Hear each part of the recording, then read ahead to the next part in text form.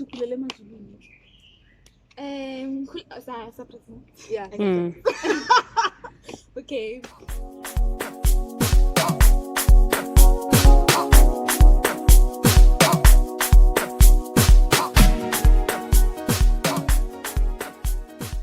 Hi guys, welcome to Good Talk with Lucia. Today we are talking to Karabo Mochadibane, who is the author of I Am My Father's Daughter. We're gonna hear more about what inspired her to write Noguchi, what kind of a background she's coming from, and what more you can expect from her other than I Am My Father's Daughter. So let's get to it.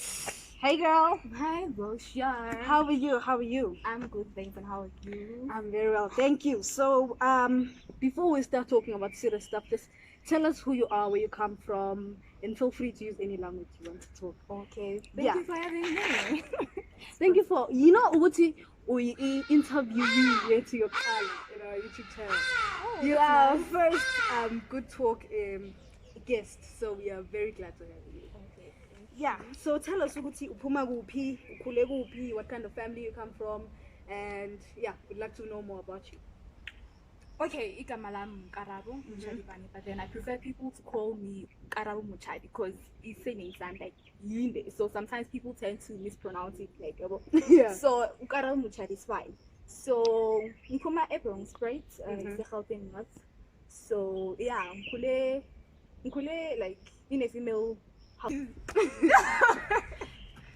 I get Okay. yeah, ngikule eBronxbreed in a female headed household. Yeah. Yeah, and then I'm the first child, mom one, and then Wait, I'm the third child, baba one. Okay. So, yeah. Kule no mama no baba. Nope. Okay. Like mama pay. So how many are you? Okay. See two mama and then see three baba. Like Ekaya uhlala no mama with and your siblings. Yeah, ngihlangana no mama and my siblings and no gogo. I wonder what it's like. Mina ngikhule kugcina abafana ekhaya. I was the only girl and I used to play those weird games because I was following my brothers around all the time. So it must have been nice. How did you start writing?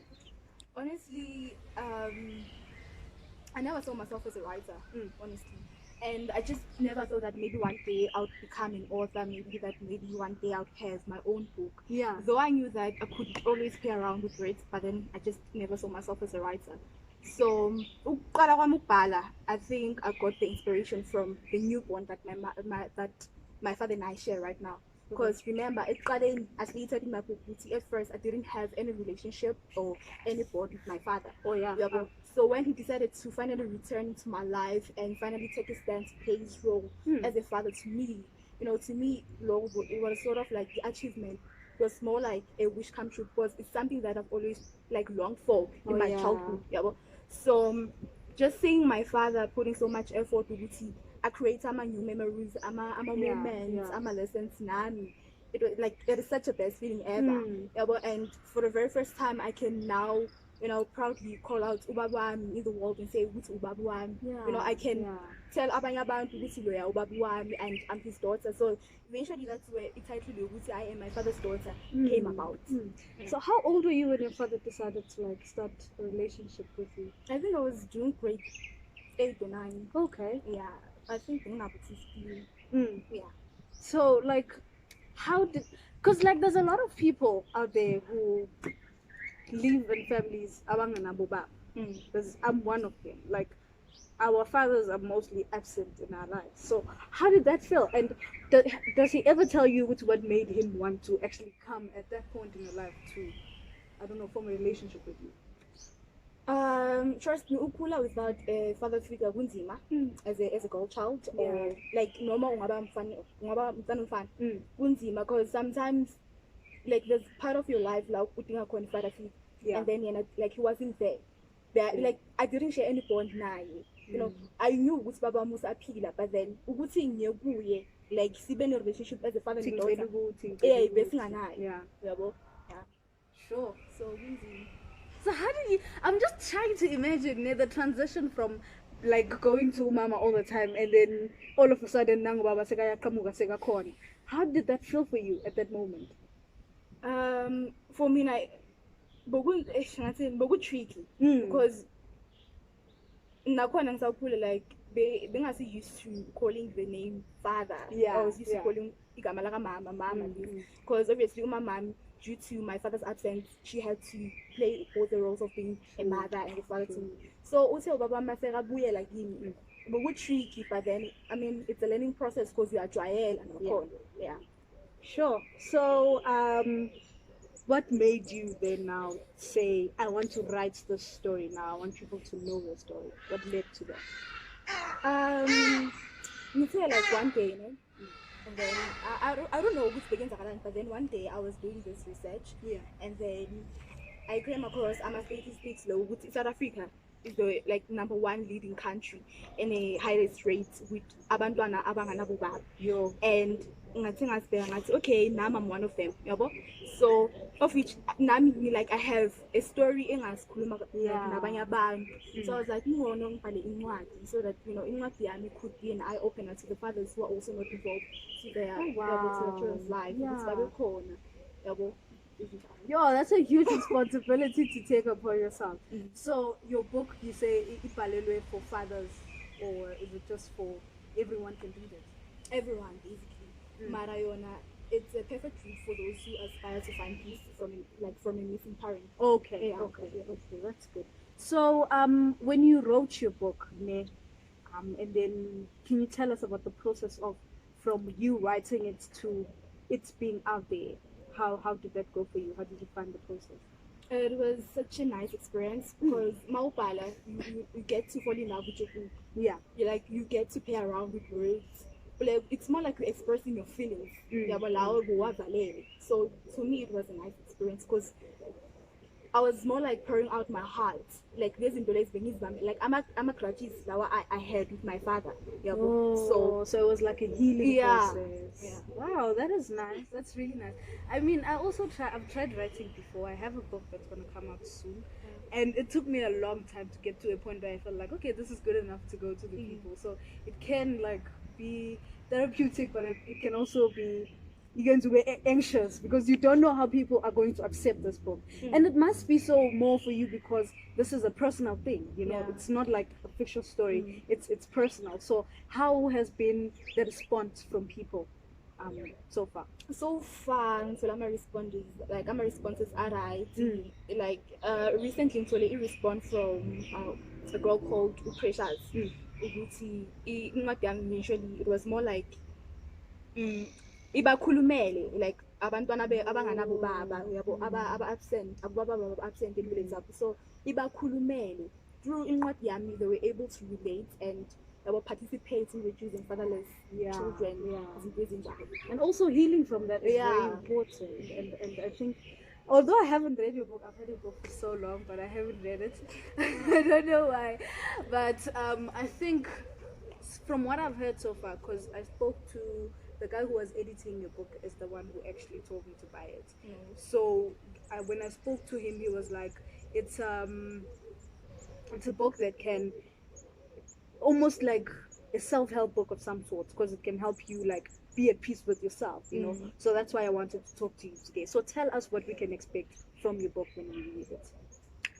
Mawufunda incwadi yami just expect some challenges, expect some lessons, expect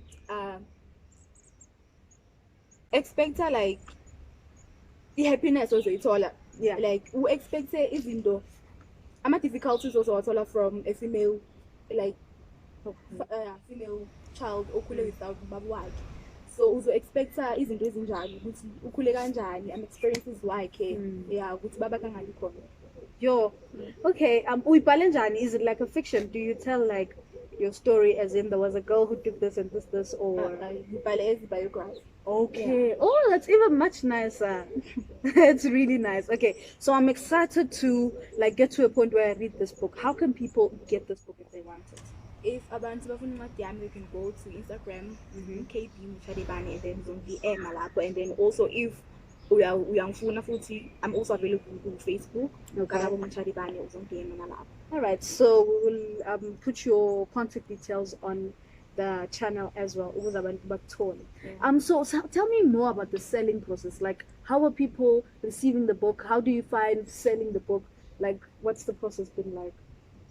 Yo, kunzima, trust me. But then the more uyenza abantu ukuthi babe aware ukuthi uzise incwadi, the more abantu baba curious about it, and then beza kuya ukuyithenga, and then kuba much easier for you because abanye bayakhonjela abanye abantu ukuthi okay, let's just go publish incwadi. Yeah, So, yeah. yeah.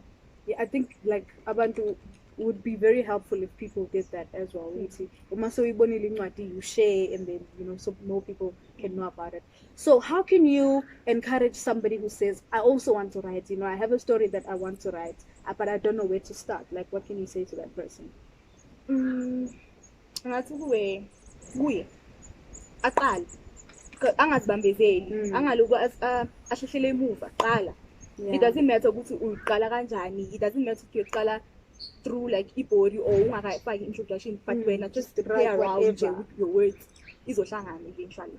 So, but writing is not an easy thing, okay? It's not, because you start with a story, and then Masago 5,000 words say about it's okay, no, this is not going anywhere, and then you stop. Also, it's very important to like your mindset as well, into whatever you're writing.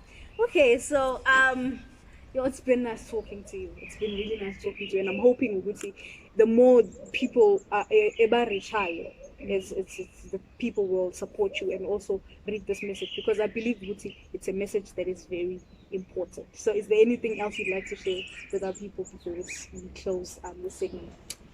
Okay, so all the people who are watching, yes, remember, yes, remember, can only become truly accomplished in doing something that you really love, that you don't even make money or goal, but then you just work so hard and so well on your craft that people can't even take their eyes off you. I mean, yes, girl. Yes, girl. Yeah. Yes, I'm remembering one more thing. I feel like for us startup authors, the industry is not very open. It's not very welcoming. So how have you dealt with that as well? For me, angakabu experience like that challenge because from Ulang Kumakona, people love reading books. Oh, so, that is so nice. Yeah, people love I should move there. You should even. So people love reading books. So as my publisher, already people were like, be happy, and they actually bought it. Yeah. Oh, that's very nice. Yeah, Agal, you are lucky. You are really lucky.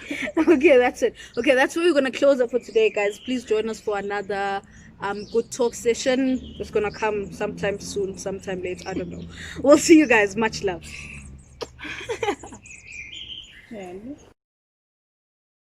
My daddy did this. Yeah. Plus again, plus Baba not doing that. Now I know what it is. You mean dead do this, my dad this, and then when you read it, I share.